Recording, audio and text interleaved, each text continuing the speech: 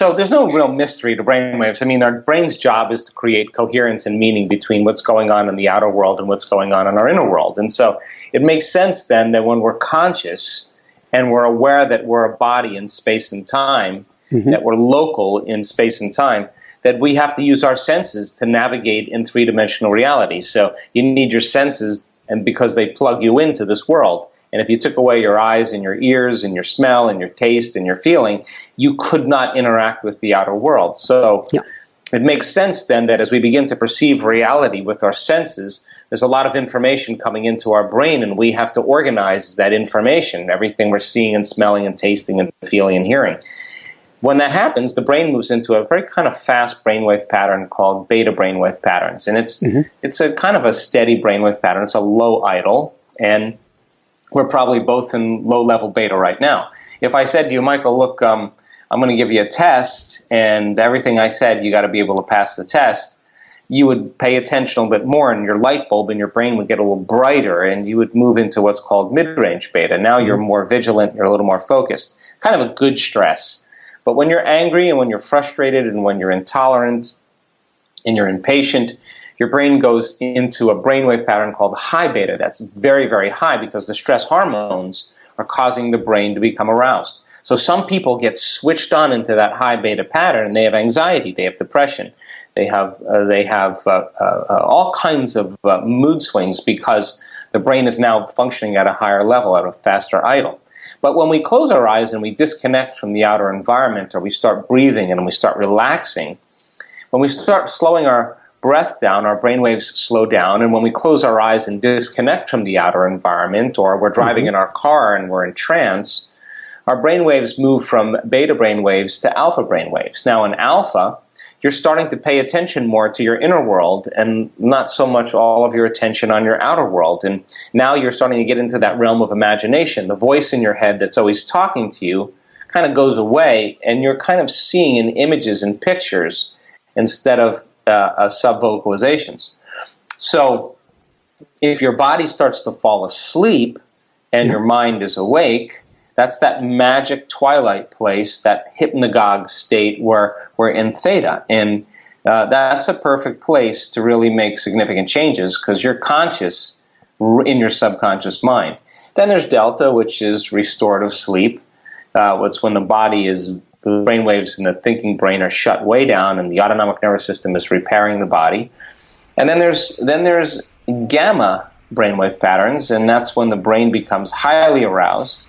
But the arousal is not coming from a predator in your outer environment. The arousal is coming from within. And we've got so much data to show that when a person goes into gamma, and we now know how to induce that state, the energy from the body is moving into the brain, and it's activating the limbic brain, the autonomic nervous system. And the autonomic nervous system then sends a very profound signal to the thinking brain. And now the brain waves of gamma are actually faster than beta. And now we're super conscious, we're super aware. The brain is turned on, it's switched on. There's energy in the brain, and all of a sudden you feel more awake, more aware, more conscious.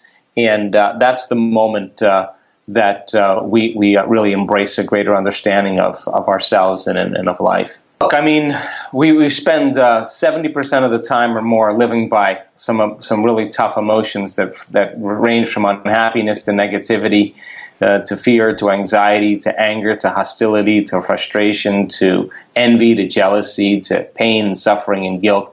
Those are pretty much derived from those stress hormones. And most of the people spend the majority of their life caught up in those emotions. And whether they know it or not, the act of having those emotional responses to something in their outer world or even to a thought in their own mind becomes a little bit of an arousal to the brain. So people get kind of hooked into the emotion and almost addicted to it because it gives their brain and body a rush of energy.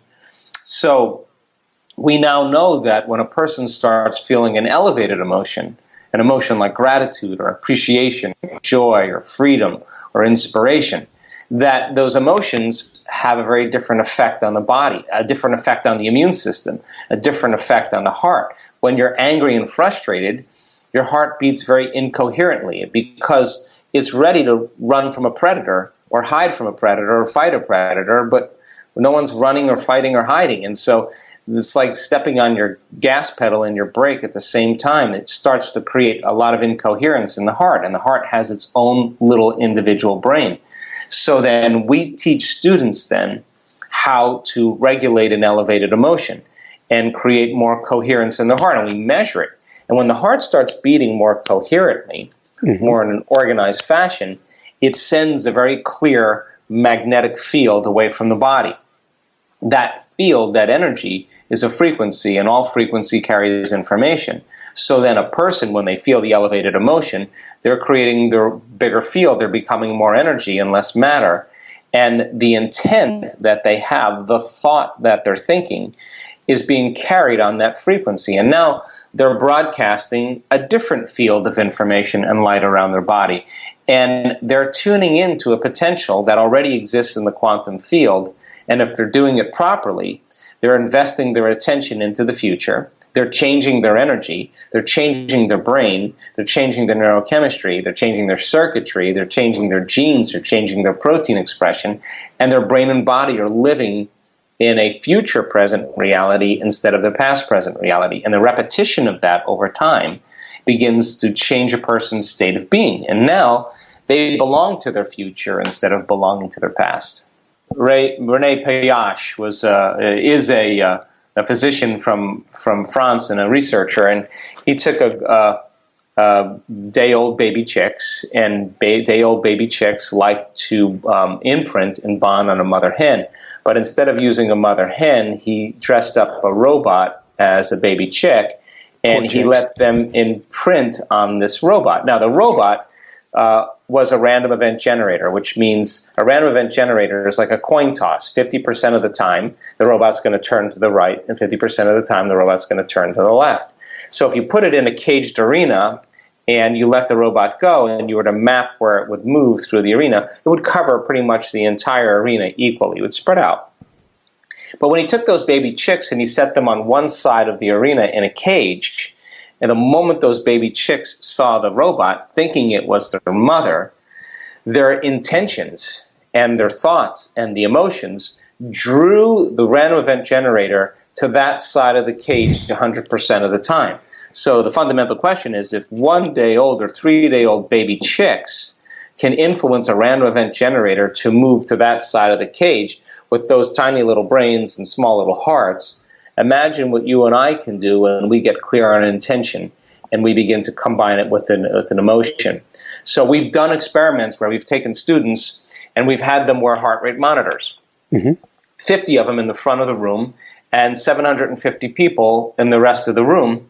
And everybody else in the room would call up an elevated emotion, feel that elevated emotion, sustain it, then broadcast it beyond their body, and then lay the intent, the thought on that energy for the greatest good of everybody wearing the heart rate monitors in the front of the room, that their lives be enriched, that their bodies be healed, that the mystical find them, that their dreams be manifested and realized, and do that just for 10 minutes. Well, it's kind of interesting that so many people go into heart coherence that are wearing the heart rate monitors at the exact same time, on the exact same day, in the exact same meditation, which means then everybody's influencing those people's autonomic nervous system in a very remote way.